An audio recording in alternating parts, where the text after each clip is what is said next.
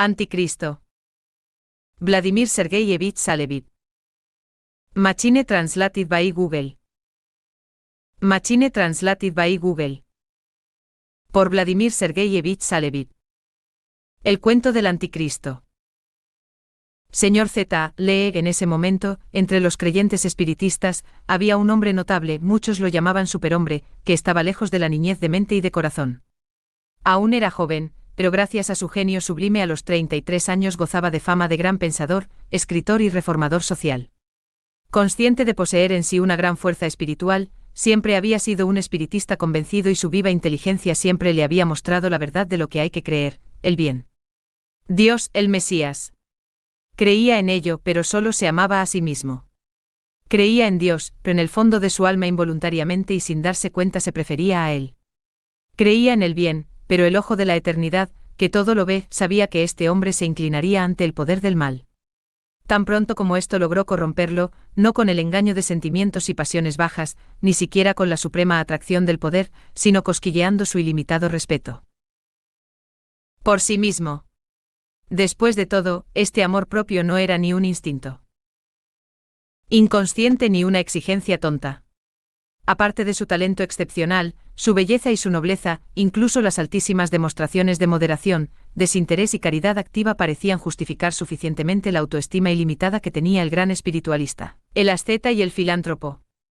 Si se le reprochaba estar tan abundantemente dotado de dones divinos, veía en ellos los signos particulares de una excepcional benevolencia de lo alto hacia él y se consideraba el segundo después de Dios, el Hijo de Dios, único en su género. En una palabra, reconoció en sí mismo cuáles eran las características de Cristo. Pero la conciencia de su alta dignidad en el acto práctico no tomó en él el aspecto de una obligación moral para con Dios y el mundo, sino más bien el aspecto de un derecho y una superioridad respecto de los demás y sobre todo, respecto de Cristo. Pero por principio no tenía hostilidad hacia Cristo. Reconoció en él la importancia y dignidad del Mesías, pero con toda sinceridad vio en él solo a su augusto precursor. Para esa mente oscurecida por el amor propio eran. Machine translated by Google. Haré distinción entre todos y daré a cada uno lo que necesite. Llegó último al final de la historia precisamente porque soy el Salvador perfecto y supremo. Que Cristo es mi precursor. Su misión era preceder y preparar mi aparición. Y a partir de esta idea, el gran hombre del siglo XXI se aplicó a sí mismo todo lo que se dice en el Evangelio sobre la segunda venida, explicando esta venida no como el regreso de Cristo mismo, sino como sustitución de Cristo por el definitivo, es decir, el del futuro precursor. En esta etapa, el hombre se presenta todavía de forma bien definida y original. Consideró su relación con Cristo del mismo modo que Mahoma, un recto hombre al que no se le puede acusar de ninguna mala intención. Mismo. Y en esta magnífica disposición espera una clara llamada de Dios que lo llama a la obra de la nueva salvación de la humanidad, un testimonio flagrante y sorprendente que lo declara hijo mayor, primogénito amado de Dios. Espera y alimenta su amor precisamente con la conciencia de las propias virtudes y cualidades sobrehumanas, de hecho el Cristo ser. La preferencia llena de amor propio que hace de sí mismo sobre Cristo será justificada por este hombre con un razonamiento del siguiente tipo: Cristo fue el reformador de la humanidad, predicando y manifestando el bien moral en su vida. Yo en cambio estoy llamado a ser el bienhechor de esta humanidad, en parte modificada y en parte incorregible. Daré a todos los hombres lo que necesitan. Cristo como moralista, dividió a los hombres en buenos y malos, mientras que yo los uniré con los beneficios que son igualmente necesarios para los buenos y los malos.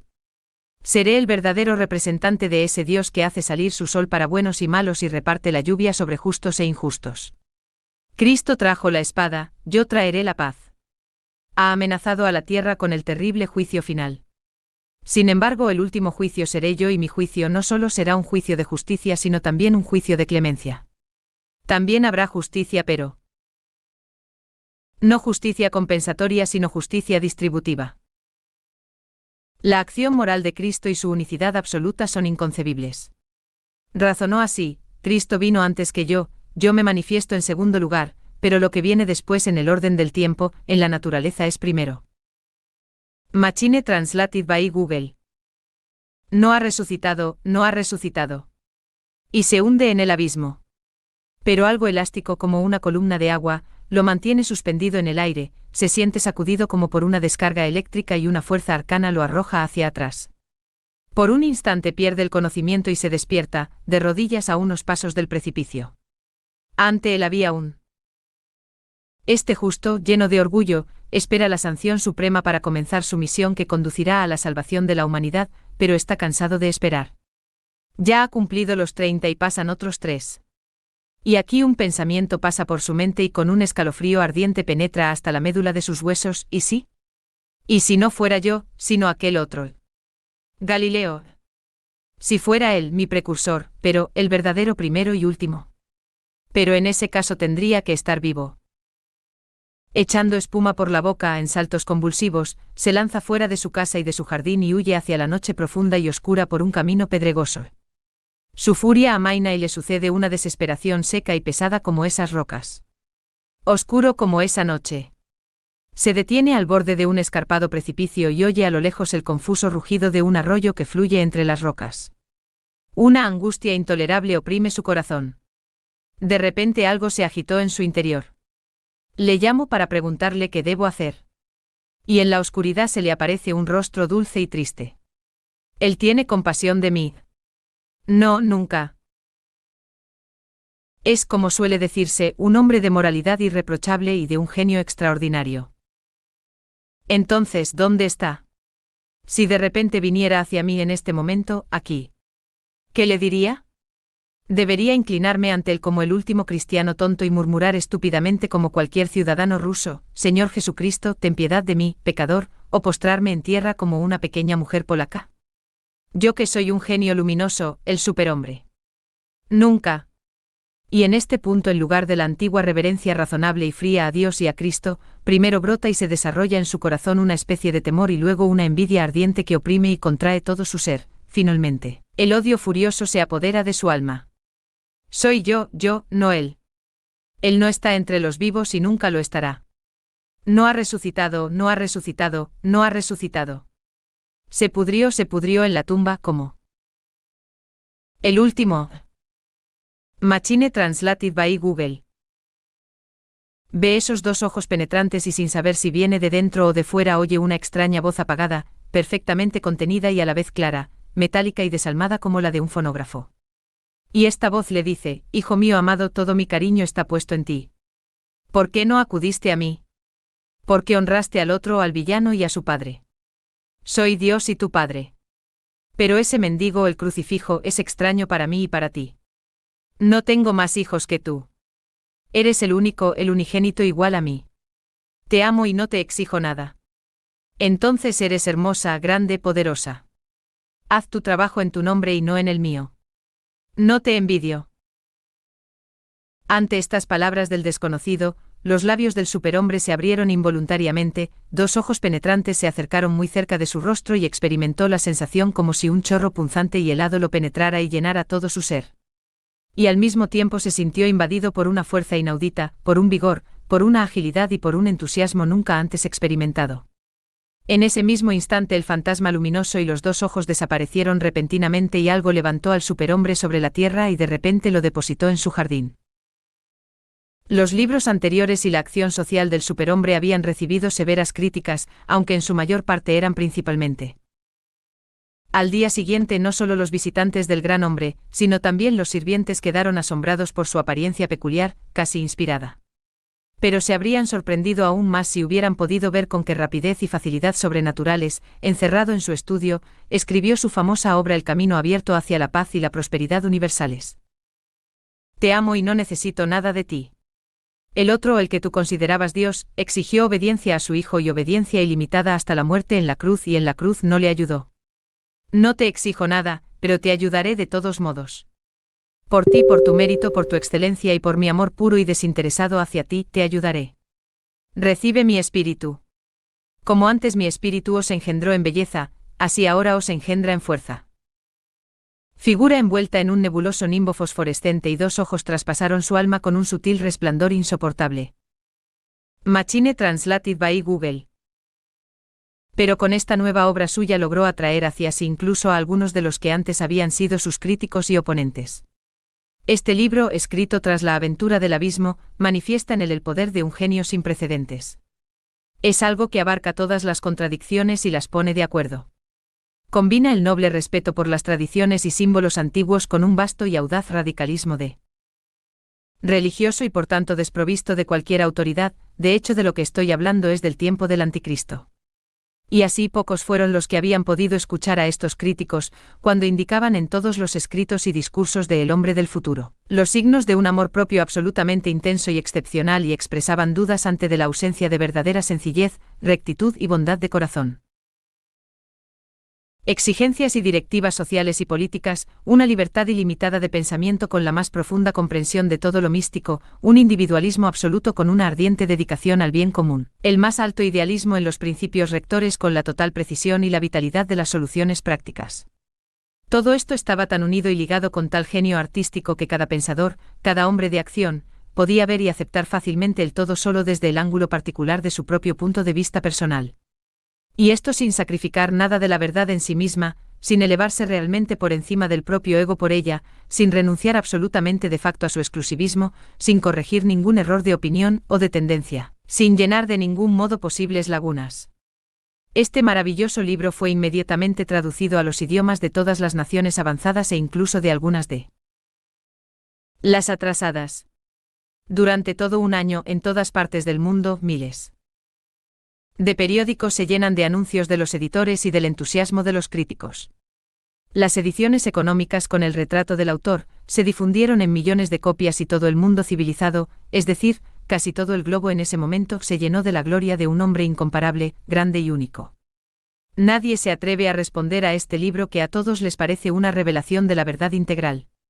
Todo el pasado se trata con una justicia tan perfecta, todo el presente se valora con tanta imparcialidad, en todos los aspectos, y el futuro mejor se aborda de forma tan evidente y palpable, que todo el mundo dice, esto es lo que necesitamos. Aquí hay un ideal que Machine Translated by Google. He venido en nombre de mi Padre y no me recibiréis, otro vendrá en su nombre y le acogeréis. De hecho, para ser aceptado hay que ser agradable. No es una utopía, he aquí un proyecto que no es una quimera. Y el escritor prodigioso no arrastra a todos, sino que todos lo encuentran agradable y así se cumple la palabra de Cristo. Verdaderamente algunas personas piadosas, al tiempo que alaban calurosamente el libro, se preguntan por qué no se menciona a Cristo ni una sola vez, pero otros cristianos replican, alabado sea Dios.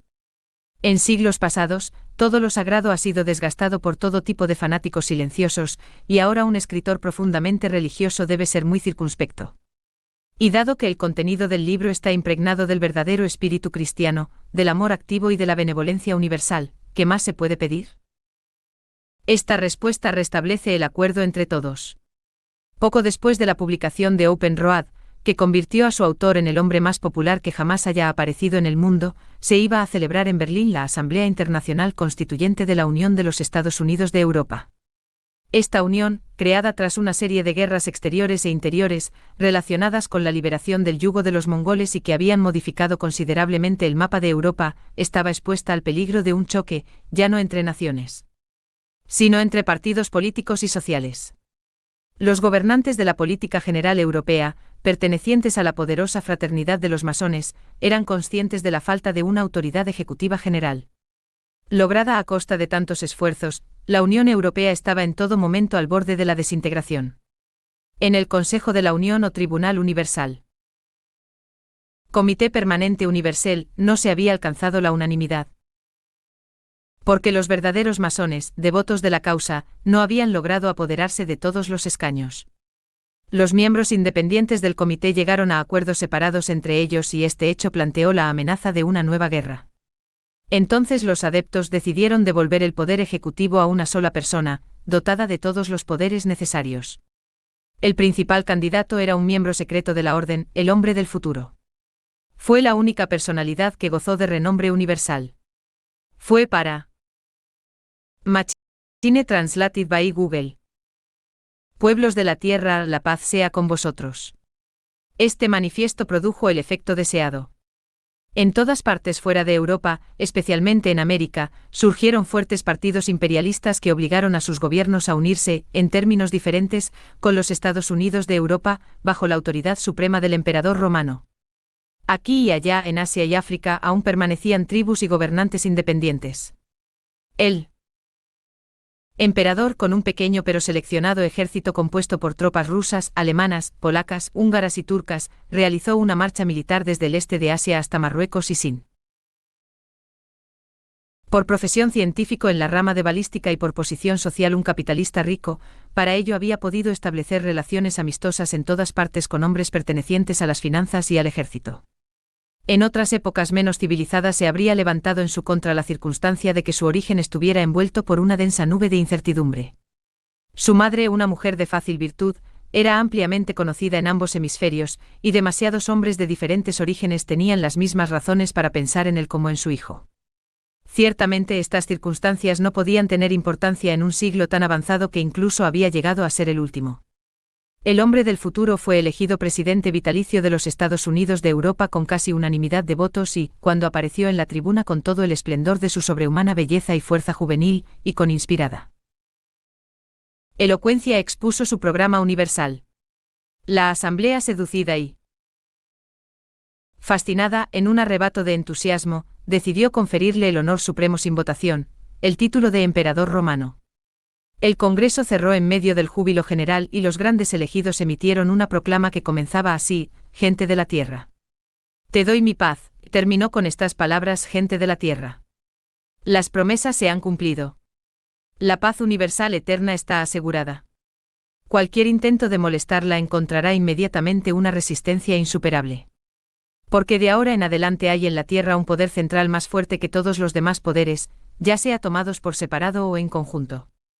Este poder, que nada puede conquistar y que prevalece sobre todos, me pertenece a mí, el plenipotenciario, el elegido de Europa, el emperador de todas sus fuerzas.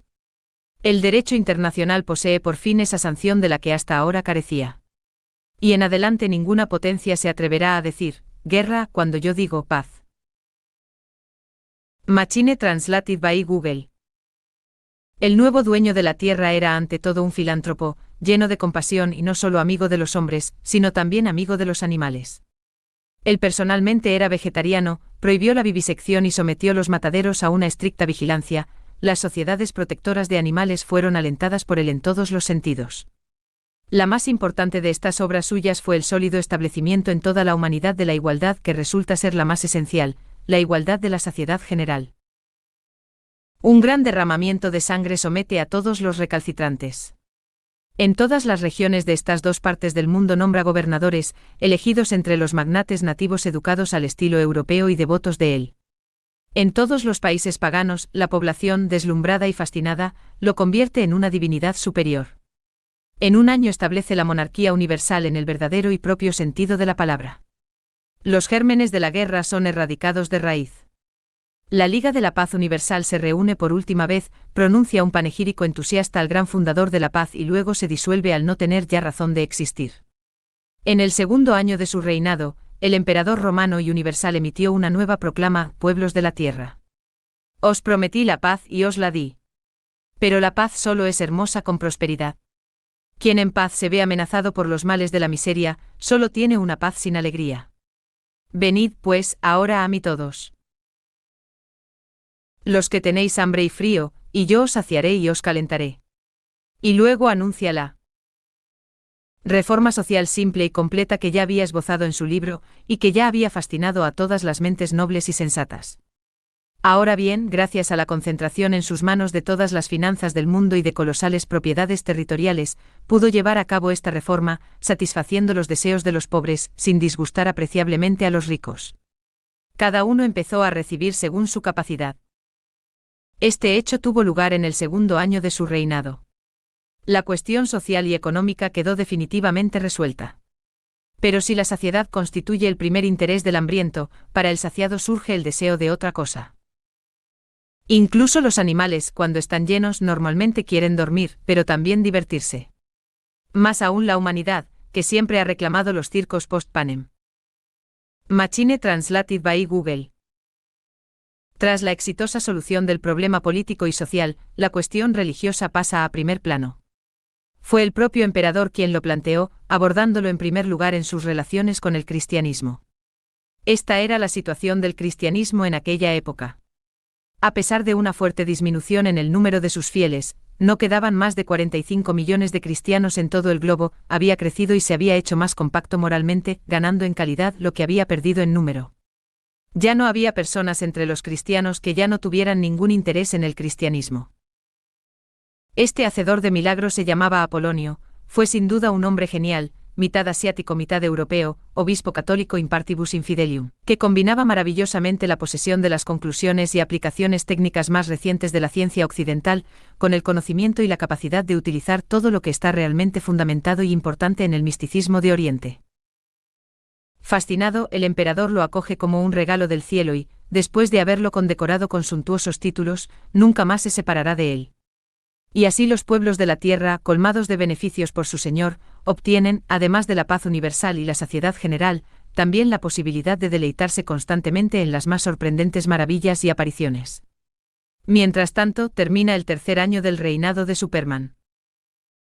El emperador superhombre comprende bien lo que necesitan las multitudes sometidas a él.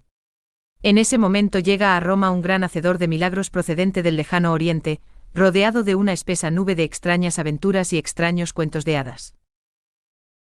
Los resultados de tal combinación serán asombrosos. Entre otras cosas, Apolonio logra el arte mitad científico y mitad mágico de capturar y guiar a voluntad la electricidad de la atmósfera, y se dice entre la gente que hace descender fuego del cielo. Además, aunque sorprende la imaginación de la multitud con diversas maravillas inauditas, todavía no ha descendido a abusar de su poder para fines particulares. Entonces este hombre viene al encuentro del gran emperador, lo saluda llamándolo verdadero hijo de Dios, y declara haber encontrado en los libros secretos de Oriente predicciones que lo designan directamente a él, el emperador, como el último salvador que juzgará el universo y propone poner su persona y todo su arte a su servicio. Machine Translated by Google. En todos los demás países, especialmente en América del Norte, la jerarquía católica todavía contaba con muchos representantes de fuerte voluntad, energía infatigable y en una posición independiente. Estos con mayor fuerza que antes se apoderaron de la unidad de la Iglesia católica y conservaron su carácter internacional cosmopolita. En cuanto al protestantismo, que seguía liderando Alemania, sobre todo después de que una parte considerable de la Iglesia anglicana se reuniera con la Iglesia católica, se había librado de sus tendencias extremadamente negativas, cuyos partidarios se habían pasado abiertamente al movimiento religioso. Indiferentismo e incredulidad. En la Iglesia evangélica solo quedaron los creyentes sinceros, a la cabeza de los cuales estaban hombres que unían una vasta doctrina a una profunda religiosidad y que fortalecieron cada vez más en sí mismos la aspiración de reproducir en sí mismos la imagen viva del verdadero cristianismo primitivo. La ortodoxia rusa, después de que los acontecimientos políticos cambiaran la posición oficial de la Iglesia, había perdido muchos millones de fieles que se decían a sí mismos, seguidores solo de nombre. Por otra parte, sentía la alegría de estar unida a la mejor parte de los viejos creyentes e incluso a los seguidores de muchas sectas animadas por un espíritu religioso positivo. Esta iglesia renovada, sin aumentar en número, comenzó a desarrollar sus fuerzas espirituales, que manifestó en particular en su lucha interna contra las sectas. Espiritual.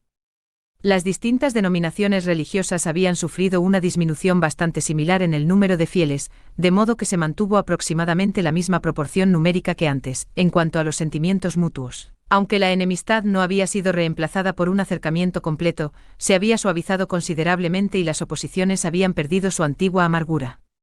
El papado había sido expulsado hacía mucho tiempo de Roma y, después de largas andanzas, había encontrado asilo en San Petersburgo, a condición de no hacer propaganda en la ciudad ni en el interior del país. El papado se había simplificado considerablemente en Rusia.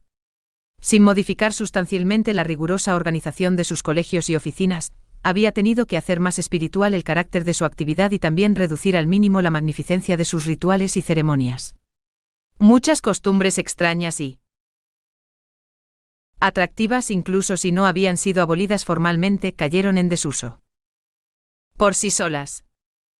Machine Translated by Google.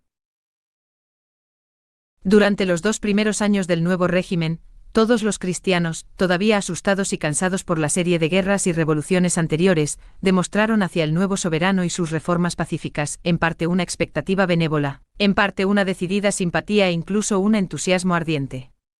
Pero en el tercer año, con la aparición del Gran Mago, muchos ortodoxos, católicos y evangélicos comenzaron a experimentar graves aprensiones y antipatías. Empezamos a leer con mayor atención y a comentar más vívidamente los textos evangélicos y apostólicos que hablaban del príncipe de este mundo y del anticristo. El emperador, intuyendo por ciertas señales que se avecinaba una tormenta, decidió dejar las cosas claras lo antes posible. Al comienzo del cuarto año de su reinado, publicó un manifiesto dirigido a todos los fieles cristianos de cada confesión, invitándolos a elegir o nombrar representantes con plenos poderes, con vistas a un concilio ecuménico que se celebraría bajo su presidencia. Para entonces la residencia imperial había sido trasladada de Roma a Jerusalén. Palestina era entonces una provincia autónoma, habitada y gobernada predominantemente por judíos. Jerusalén era una ciudad libre que luego se convirtió en ciudad imperial. Los lugares sagrados para los cristianos habían permanecido intactos, pero en la vasta plataforma de Arames Esterif, que se extendía desde Birket Israin y el actual cuartel por un lado hasta la mezquita de El Aqsa y los establos de Salomón por el otro, se alzaba un enorme edificio que además de dos pequeñas mezquitas antiguas, incluía un espacioso templo imperial destinado a la unión de todos los cultos, dos suntuosos palacios imperiales con bibliotecas, museos y salas especiales para experimentos y ejercicios de magia. En este edificio, mitad templo y mitad palacio, se inauguraría el concilio ecuménico el 14 de septiembre. Dado que la confesión evangélica no tiene clero en el verdadero sentido de la palabra, los prelados católicos y ortodoxos, para dar una cierta homogeneidad a la representación de todas las confesiones cristianas, de acuerdo con el deseo del emperador, decidieron permitir un cierto número de laicos conocidos por su piedad y su dedicación a los intereses de la Iglesia, y una vez admitidos los laicos, no podía excluirse al bajo clero, secular y regular. Por lo tanto, la extremistas que se habían multiplicado entre el pueblo y en la sociedad y no exentos de elementos demoníacos y satánicos. Machine Translated by Google. En primer lugar, el Papa Pedro II, que tenía derecho a encabezar la sección católica del concilio. Su predecesor había muerto mientras viajaba para asistir al concilio y el cónclave, reunido en Damasco, había elegido por unanimidad al cardenal Simone Barionini, que había asumido el nombre de Pedro II. Provenía de una familia pobre de la provincia de Nápoles y se había hecho famoso como predicador de la orden carmelita y también por haber prestado grandes servicios en la lucha contra una secta satánica, que se había establecido en San Petersburgo y sus alrededores, pervirtiendo no solo los ortodoxos pero también los católicos. Habiéndose convertido en arzobispo de Mogilev y luego cardenal, ya estaba designado de antemano para la tiara. Era un hombre de 50 años, de mediana estatura, complexión robusta, tez roja, nariz aguileña, cejas pobladas. Era ardiente e impetuoso, hablaba apasionadamente con gestos amplios. Y cautivaba a sus oyentes en lugar de persuadirlos. Hacia el amo del mundo, el nuevo papa mostró desconfianza y antipatía, sobre todo después de que el difunto pontífice, de camino al concilio, había cedido a la insistencia del emperador y había nombrado al exótico obispo Apolonio, antiguo canciller imperial y gran mago universal, a quien Pedro consideraba un católico dudoso, pero un auténtico impostor. El líder efectivo de los ortodoxos, aunque de forma no oficial, fue Ion Starets, muy conocido entre el pueblo ruso. Aunque oficialmente figura como obispo retirado, no vivía en ningún monasterio y siempre estaba en movimiento. Hubo varias leyendas sobre él. Algunos afirmaron que fue Fayeder Kuzmik el resucitado, es decir, el emperador Alejandro que murió unos 3 siglos antes. Otros fueron más allá y afirmaron que se trataba del verdadero Starets Juan, es decir, el apóstol Juan el teólogo que nunca había muerto y se había manifestado abiertamente en los últimos tiempos. Por su parte no dijo nada sobre su origen y sobre su juventud. Era ya un anciano de muchos años pero apuesto, con la blancura de su cabello rizado y barba que tenía un tinte amarillento y hasta verde. Era alta de estatura y delgada de cuerpo, pero tenía mejillas llenas y ligeramente sonrosadas, ojos brillantes y chispeantes y el número total de miembros del Consejo superó los 3.000, pero alrededor de 500.000 de peregrinos cristianos invadieron Jerusalén y toda Palestina. Entre los miembros del Consejo, 3 fueron puestos en evidencia especial.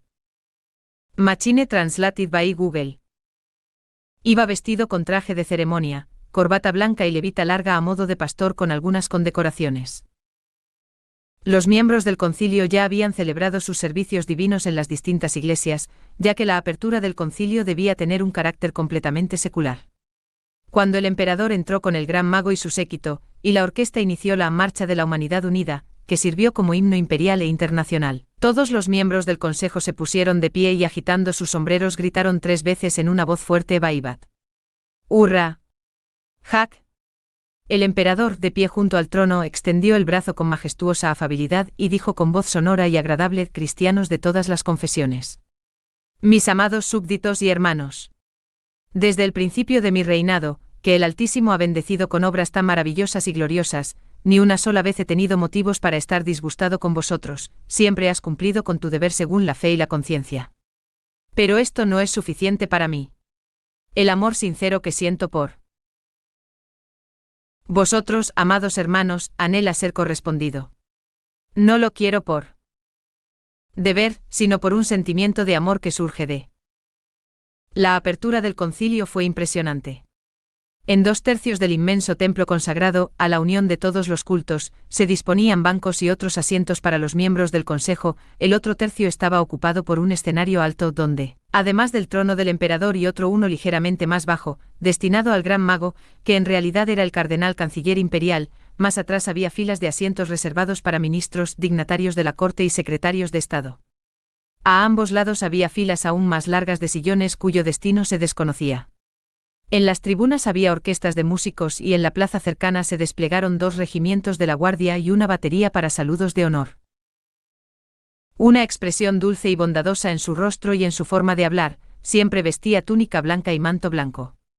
Al frente de la delegación evangélica del concilio estaba el muy erudito teólogo alemán, el profesor Ernst Pauli. Era un anciano de baja estatura, nervudo, de frente ancha, nariz afilada y barbilla suave y afeitada. Sus ojos brillaban con una bonomía particularmente orgullosa.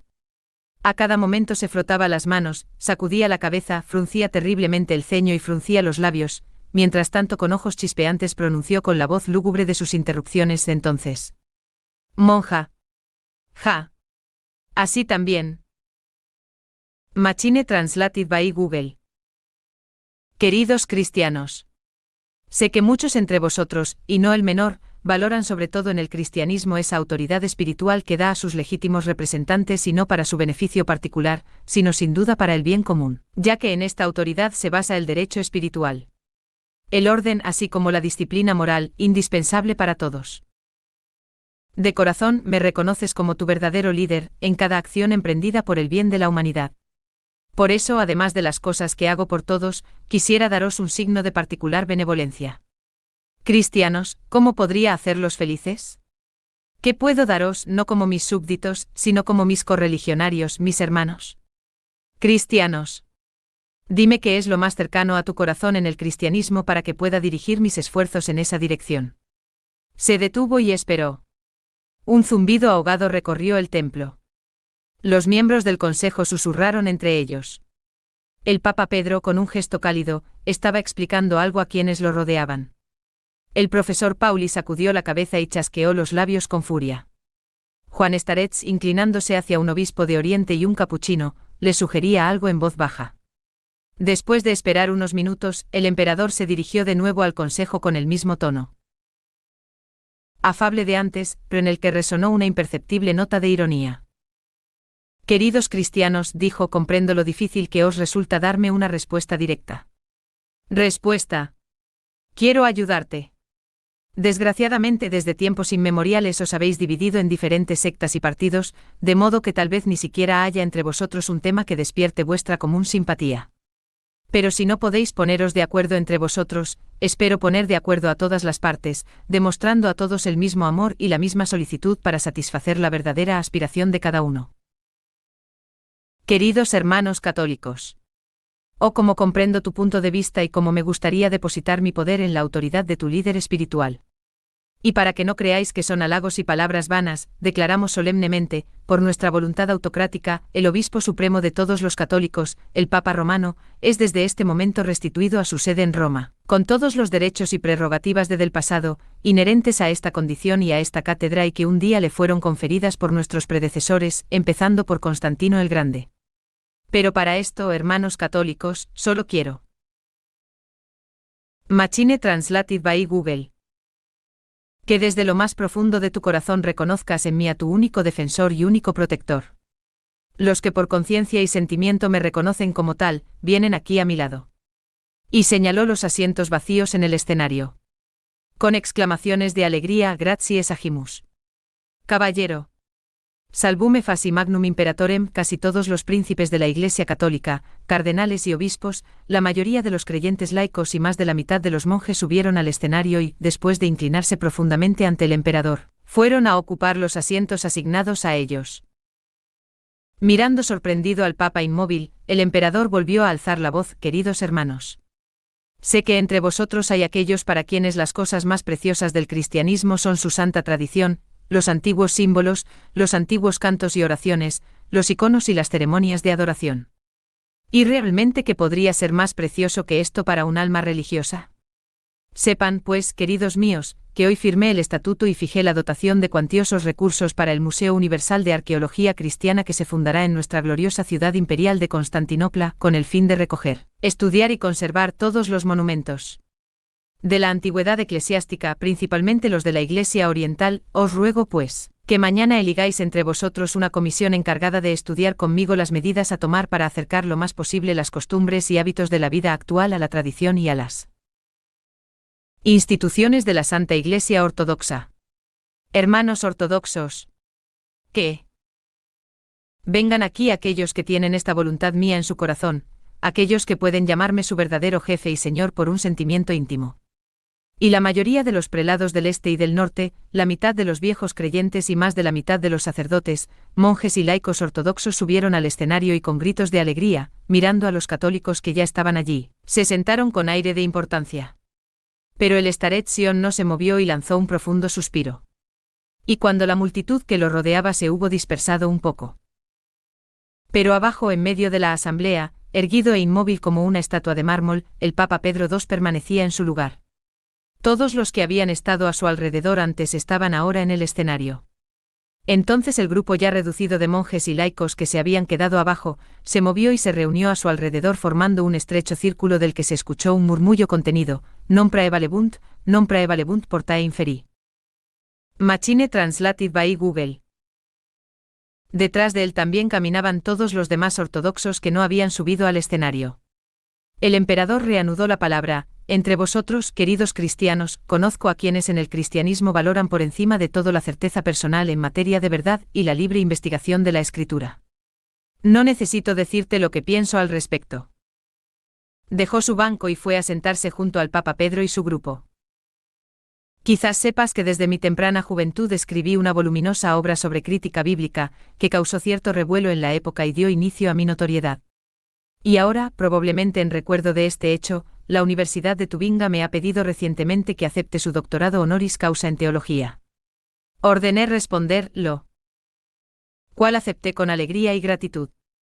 Y hoy, junto con el decreto de fundación del Museo de Arqueología Cristiana, firmé el de creación de un Instituto Universal para la libre investigación de la Sagrada Escritura en todas sus partes y desde todos los puntos de vista, así como para el estudio de todas las ciencias auxiliares, con un presupuesto anual de 1,5 millones de marcos.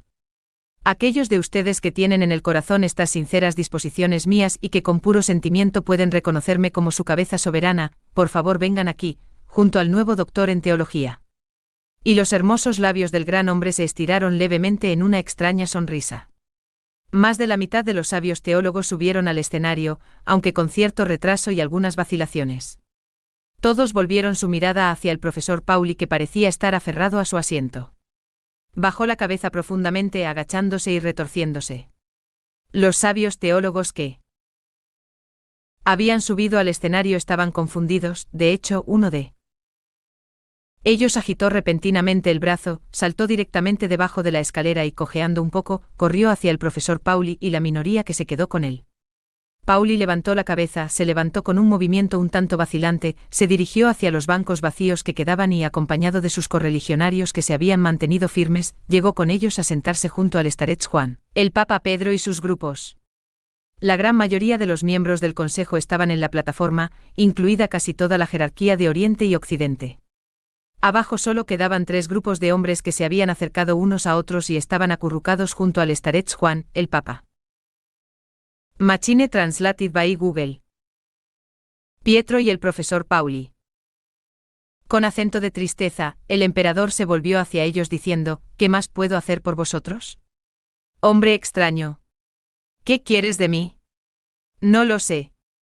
Así que decídmelo vosotros mismos, oh cristianos abandonados por la mayoría de vuestros hermanos y dirigentes, condenados por el sentimiento popular, ¿qué es lo que más aprecias en el cristianismo? Entonces, como una vela blanca, el starets Juan se levantó y respondió dulcemente el gran soberano. Lo que más apreciamos en el cristianismo es Cristo mismo. Él mismo y todo lo que de él procede, sabiendo que en él habita corporalmente toda la plenitud de la deidad.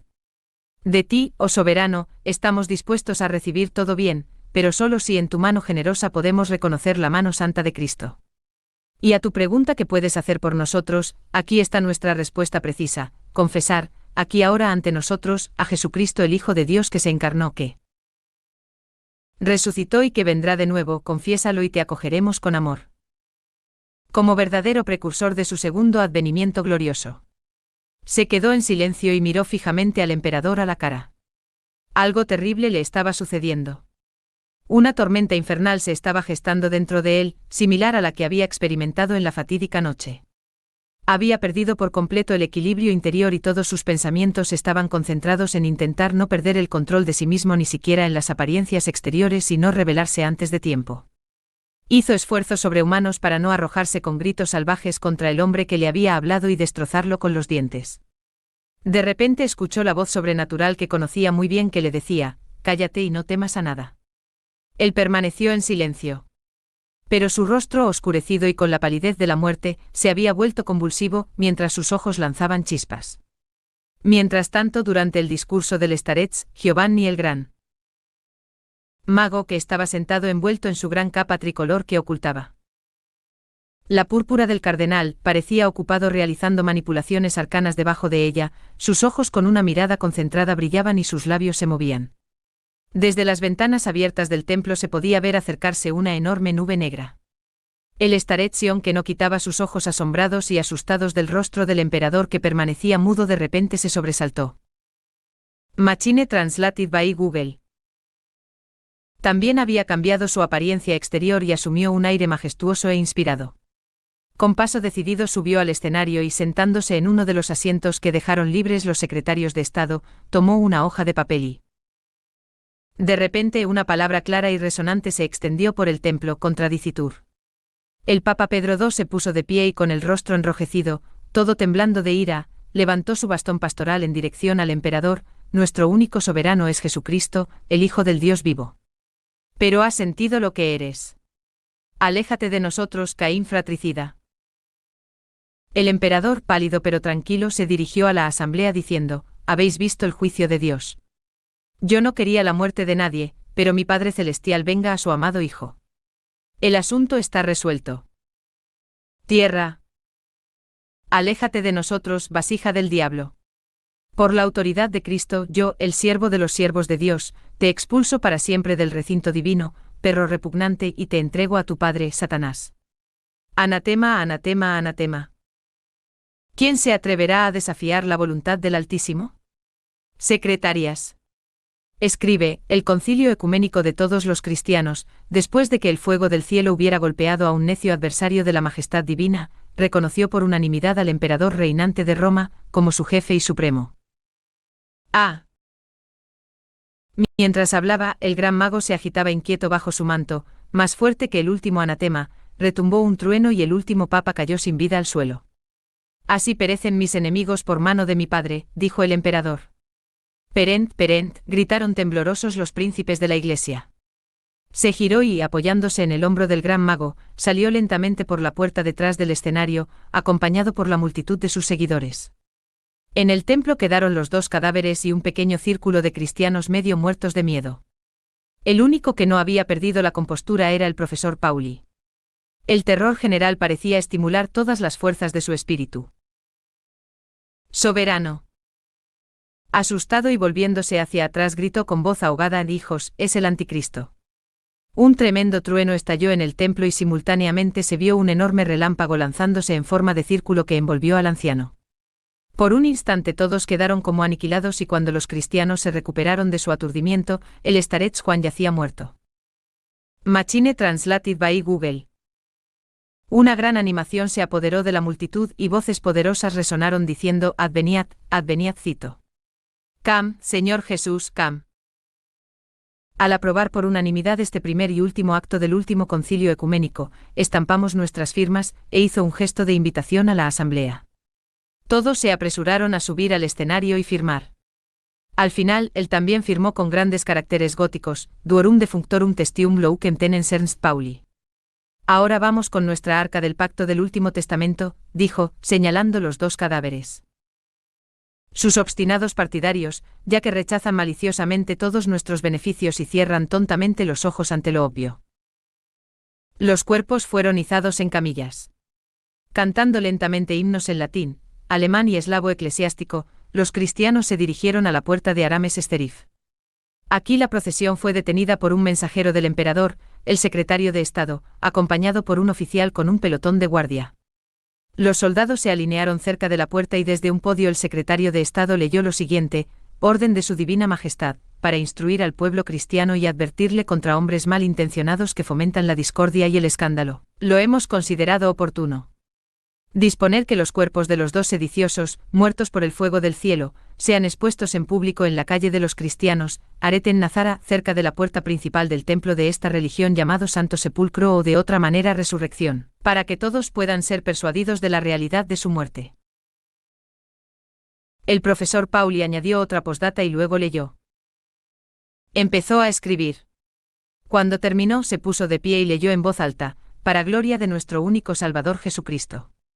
El Concilio Ecuménico de las Iglesias de Dios, reunido en Jerusalén, como nuestro beatísimo hermano Juan, representante de la cristiandad oriental, ha convencido al gran impostor y enemigo de Dios de que él es el auténtico anticristo, predicho por las Sagradas Escrituras, y como nuestro beatísimo el Padre Pedro, representante de la cristiandad occidental, con la excomunión según la ley y la justicia lo expulsó para siempre de la Iglesia de Dios hoy ante los cuerpos de estos dos mártires de la verdad, testigos de Cristo, resuelve romper toda relación con el excomulgado y su execrable turba, a retirarse al desierto y esperar la inevitable venida de nuestro verdadero soberano Jesucristo.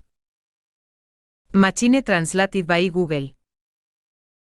Las manifestaciones de la misma divinidad, gracias a nuestra misericordia y a nuestra intercesión ante el Padre Celestial, están exentas de la pena de muerte por el fuego del cielo, que han merecido y permanecen en completa libertad, con la única prohibición del bien común. Vivir en ciudades y otros lugares poblados para que no puedan engañar y seducir a personas ingenuas y sencillas con sus malvados inventos. Que se cumpla lo escrito, dijo el profesor Pauli, y los cristianos que llevaban las camillas las entregaron sin decir palabra a los soldados que se alejaban de la puerta noroeste. Por su parte, los cristianos, saliendo por la puerta nordeste, se dirigieron rápidamente desde la ciudad hacia Jericó, pasando junto al Monte de los Olivos, por el camino que previamente los gendarmes y 2 regimientos de caballería habían despejado de la multitud. Decidieron esperar unos días en las colinas desiertas cerca de Jericó. A la mañana siguiente llegaron desde Jerusalén unos peregrinos cristianos que eran sus amigos y contaron lo que había sucedido en Sión.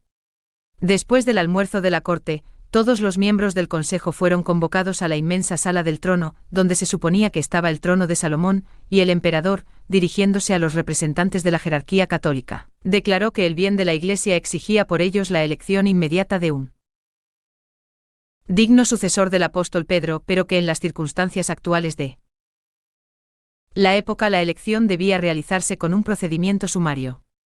La presencia de el emperador, jefe y representante de todo el mundo cristiano, compensó en gran medida la omisión de formalidades rituales, y que en nombre de todos los cristianos propuso al Sagrado Colegio elegir a su querido amigo y hermano Apolonio, de modo que el estrecho vínculo existente entre ellos hiciera duradera e indisoluble la unión de la Iglesia con el Estado para el bien común. El Sacro Colegio se retiró a una sala particular para el cónclave y después de 1 hora y media regresó con el nuevo Papa Apolonio. Mientras tanto, mientras se desarrollaban las elecciones, el emperador, con palabras llenas de dulzura, sabiduría y elocuencia, trató de persuadir a los representantes de ortodoxos y evangélicos para que pusieran fin a las viejas desavenencias de cara a una nueva gran época histórica del cristianismo, garantizando con su palabra de que Apolonio. Cuando terminó, 8 soldados, a una señal del oficial, se acercaron a las camillas donde yacían los cadáveres. Machine translated by Google. Habría sabido abolir de una vez por todas los abusos históricos del poder papal.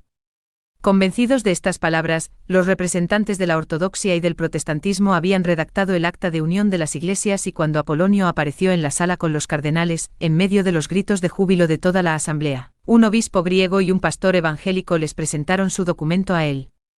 Accipio et approboet laetificatur sioar miem, dijo Apolonio, añadiendo su firma. Soy tanto un verdadero ortodoxo como un verdadero evangélico, así como un verdadero católico, añadió, intercambiando un abrazo amistoso con el griego y el alemán.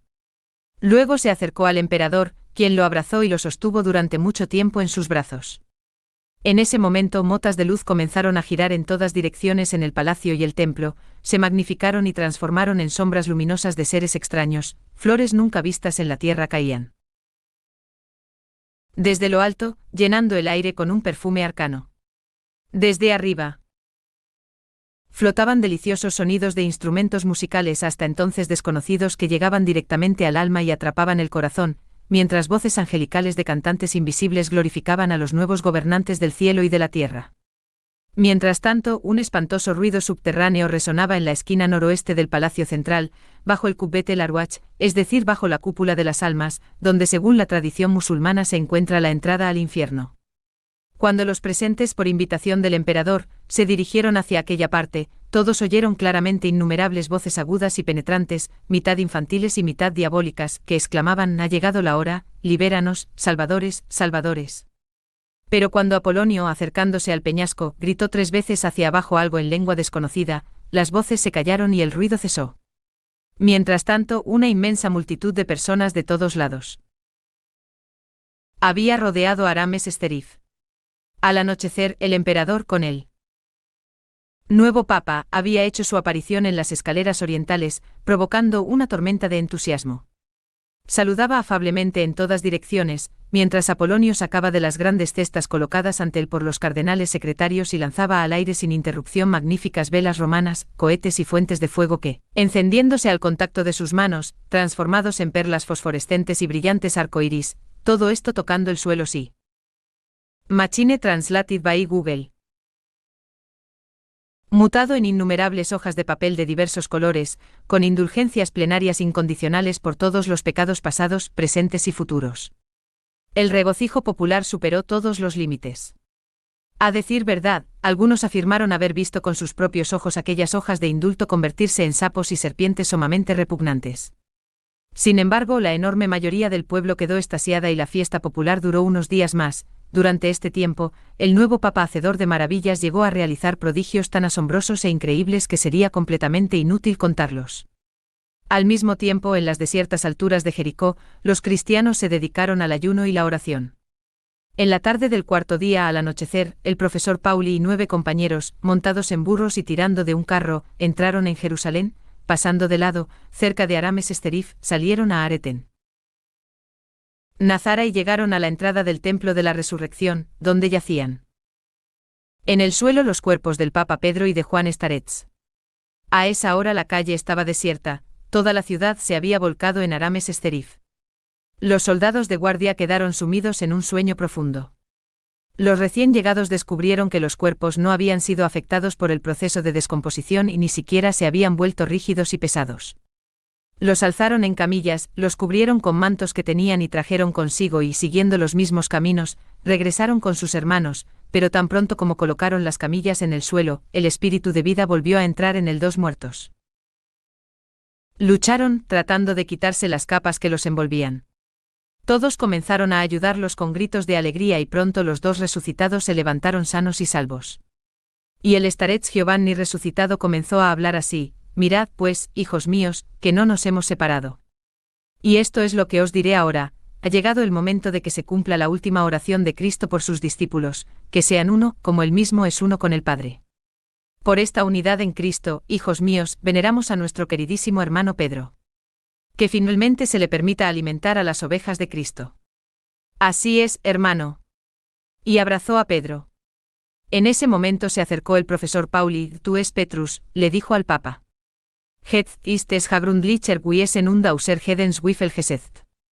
Le estrechó fuertemente la mano derecha, mientras extendía la izquierda al Staretzion. Machine Translated by Google. La aparición permaneció inmóvil durante algún tiempo y luego avanzó lentamente hacia el sur. El Papa Pedro, alzando su bastón pastoral, exclamó, aquí está nuestro estandarte. Sigamos sus pasos. Y caminó en la dirección indicada por la aparición junto con los dos ancianos y toda la multitud de cristianos, hacia el monte de Dios, hacia el Sinaí. La dama. Entonces, ¿por qué no continúas? La dama. Pero seguramente recordarás lo que te dijo, cuéntanoslo entonces. Señor Z. El manuscrito ya no avanza. El padre Pansofio no pudo completar su relato. Ya enfermo me dijo lo que tenía pensado escribir más tarde, en cuanto esté curado dijo. Pero no se recuperó y la parte final de su historia está enterrada con él en el monasterio de Danilovo. En este punto el lector se detiene. Diciéndole, así también Baterchen, Nansin wir Hain sin Cristo. Así se realizó la unión de las iglesias en el corazón de una noche oscura, sobre una colina solitaria. Pero la oscuridad de la noche fue repentinamente rasgada por un vívido esplendor y apareció en el cielo el gran signo, una mujer vestida de sol, con la luna bajo sus pies y una corona de 12 estrellas sobre su cabeza. Señor Z. Solo recuerdo las características principales. Después de que los líderes espirituales y representantes de la cristiandad se retiraron al desierto de Arabia, donde multitudes de fieles entusiastas de la verdad acudieron a ellos de todas partes, el nuevo Papa pudo, sin ningún obstáculo, corromper a todos los demás con sus maravillas y milagros. De los cristianos superficiales que no habían cambiado de opinión sobre el anticristo. Declaró que con el poder de sus llaves, había abierto las puertas entre el mundo terrestre y el del inframundo y efectivamente la comunicación de los vivos con los muertos y también de los hombres con los demonios se convirtió en un fenómeno habitual. Además, se desarrollaron nuevas formas inauditas de orgía mística y de monolatría. Pero tan pronto como el emperador comenzó a creer que estaba firmemente establecido en el campo religioso y después, bajo la apremiante sugerencia de la misteriosa voz paternal, se declaró único y Machine Translated by Google. Cuando se mudó a Jerusalén, había hecho correr la voz en secreto en los círculos judíos de que su objetivo principal era establecer el dominio de Israel sobre todo el mundo. Y entonces los judíos lo reconocieron como el Mesías y su entusiasta dedicación a él no tuvo límites. De repente se habían rebelado, exhalando ira y venganza. Este brusco cambio de rumbo, sin duda previsto tanto por la escritura como por la tradición, es presentado por el padre Pansofio quizás con excesiva sencillez y excesivo realismo.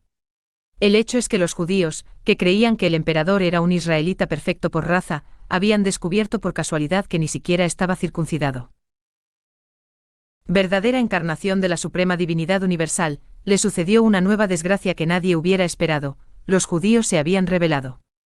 Este pueblo, cuyo número ascendía entonces a 30 millones, no era del todo ajeno a la preparación y afirmación de las realizaciones universales del superhombre. Ese mismo día estalló la revuelta en Jerusalén y al día siguiente en toda Palestina. La dedicación ardiente e ilimitada al Salvador de Israel y al Mesías proclamado se convirtió en un odio igualmente ardiente e ilimitado hacia el astuto estafador y el impostor descarado. Todo el judaísmo se levantó como un solo hombre y sus enemigos descubrieron con sorpresa que el alma de Israel en el fondo no vive de cálculos y anhelos de Mahón, sino de la fuerza de un sentimiento sincero, de la esperanza y de la ira de su eterno mesiánico. Fe. El emperador, que no esperaba una explosión tan repentina, perdió el control y emitió un decreto condenando todos los rebeldes judíos y cristianos murieron.